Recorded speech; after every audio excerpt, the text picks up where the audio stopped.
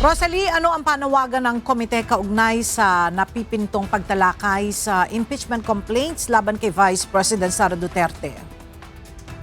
Ella, pinaalalahanan ni House Justice Committee Chairperson at Batangas 2nd District Representative Jerby Luistro ang mga kapwa mambabatas na walang utang na loob sa Pangulo at Vice Presidente ang mga kongresista. Ang proseso rin ng impeachment ay tungkulin ng Kamara sa publiko na mandato ng saligang batas.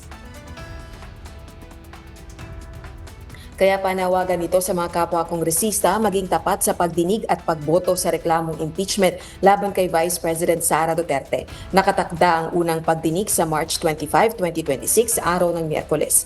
Muli rin itong binigyang diin ang pag-uusapan sa impeachment hearing ay ang elements sa criminal prosecution.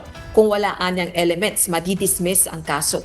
Tutukuyin din sa proseso kung karapat-dapat pa bang magpatuloy sa paglilingkod ang Vice Presidente. Ella, batay sa saligang batas, ang mga grounds for impeachment na nakasaad sa saligang batas ay ang sadyang paglabag sa konstitusyon, bribery o panunuhol, graft and corruption, other high crimes, pagsira sa tiwala ng publiko at treason o pagtataksil sa bansa. Balik sa iyo, Ella. Maraming salamat, Rosalie Coz.